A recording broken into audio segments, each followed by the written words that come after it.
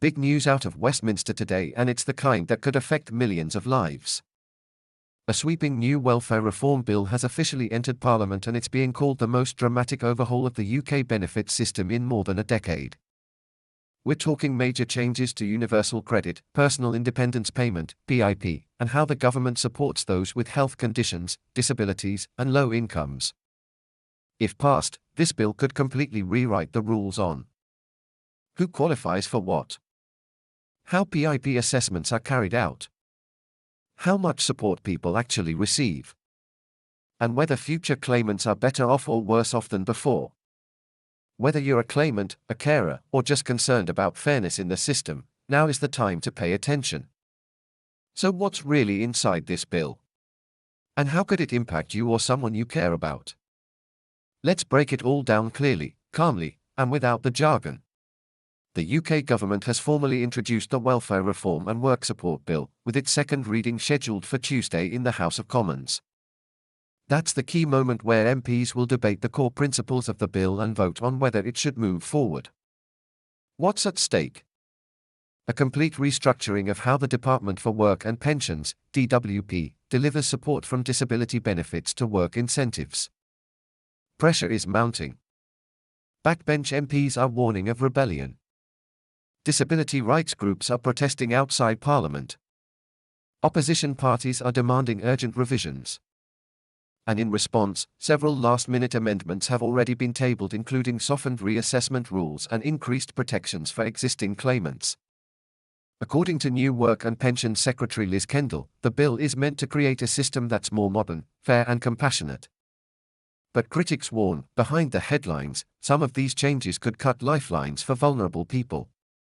Let's start with personal independence payment, or PIP, a benefit claimed by over 3 million people to help with extra costs related to disability or health. Under this bill, the government is committing to a complete overhaul of the PIP assessment system. Why? Because mental health-related PIP claims have nearly tripled since 2013, and the current system is widely seen as flawed, intrusive, and unfair. Here's what the new proposal includes. A co-designed assessment process involving disabled people, doctors, and advocacy groups. Streamlined evidence gathering from GPS and specialists, cutting red tape. Fewer reassessments for conditions that are long-term or don't change. Ending the controversial points-based system for everyday tasks like preparing food or washing. This could mark a huge cultural shift, moving away from a one-size-fits-all checklist toward a more holistic, medical-led approach. Imagine being on disability or health benefits and wanting to try working but being terrified that if it doesn't work out, you'll lose everything. That fear keeps thousands trapped in the system. The new bill proposes a bold new idea, the right to try guarantee. This would give people on health-related benefits the freedom to test the waters of employment without risking their financial safety net. Here's how it would work. You can try a job part-time or full-time without an automatic benefit cut. If the job doesn't work out, you can return to your previous support level. No forced reassessments just because you gave work a go. It's a model based on trust, confidence, and recovery, not punishment or fear. Here comes the controversial part. From November 2026, new PIP applicants will be assessed under stricter rules. That means you'll need to score at least 4 points on daily living activities, up from 2 points today. Mental health challenges like anxiety and depression will face new, narrower descriptors. You may have to show longer-term functional impact, not just symptoms. Existing claimants, you're protected for now. But if you reapply or appeal after November 2026, you might be moved on to the new rules. Experts estimate hundreds of thousands could lose eligibility, especially those with variable or invisible conditions. Here's a long overdue reform. Roughly 200,000 people with permanent, irreversible conditions will no longer face endless reassessments. This applies to people with terminal illnesses, severe physical disabilities, progressive neurological disorders like advanced MS or Parkinson's. Instead of proving their condition year after year, these individuals will receive ongoing PIP and universal credit awards, removing stress and delays. This move has been praised by charities and campaigners alike and represents a rare moment of unity across party lines. Now let's talk numbers.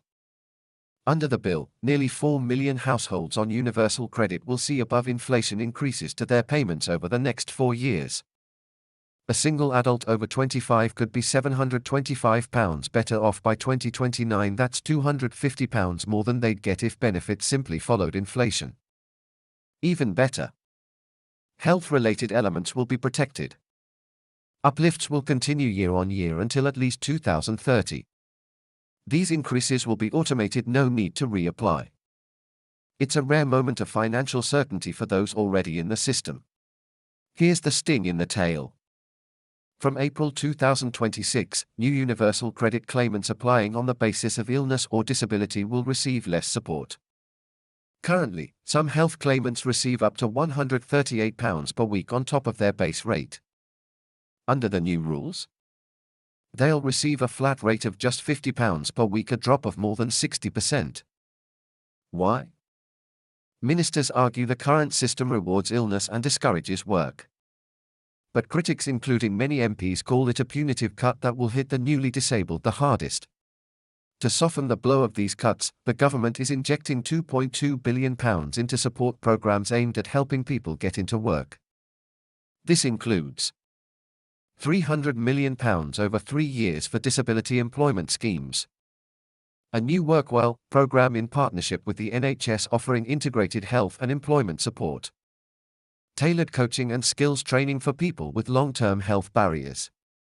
The idea is to shift the model from long-term dependence to long-term opportunity. But will it work? Only time will tell. There's also some good news for older people. The bill includes provisions for a review of the free bus pass scheme in England aiming to restore full access for over 60s, a possible reinstatement of free TV licenses for over 75s, now under consultation and expected to be confirmed in late 2025. It's part of a broader commitment to protect fixed-income pensioners amid ongoing cost of living pressures. This bill is complex and emotional, and for many deeply personal. Here's the bottom line. If you're a current claimant, you'll likely see increased protection and payments. If you're applying after 2026, you'll face stricter eligibility and reduced support. If you're on the edge, newly diagnosed, recently unemployed, or struggling with mental health, now is the time to understand your rights and prepare. The stakes are high and the changes are real. Some are hopeful. Others are harmful. But they are all coming fast. The second reading of the bill is set for Tuesday. That's when MPs will have their first big debate and vote. If the bill passes, it moves to committee stage, where amendments are made. We'll be tracking which amendments survive, whether protections are added or removed, and how the final version could differ from today's proposals. We'll bring you in-depth updates, straight from Parliament. If you've made it this far, thank you, because this is more than policy. It's about people, families, and real lives. So here's what you can do. Like this video, it helps others find it. Subscribe for clear, expert coverage of benefits, pensions, and welfare reform. Comment below, are you worried? Relieved? Have a question? We're here to help. And please share this with anyone who might be affected. Because the more we understand these changes, the better prepared we'll all be. Until next time, stay informed, stay empowered.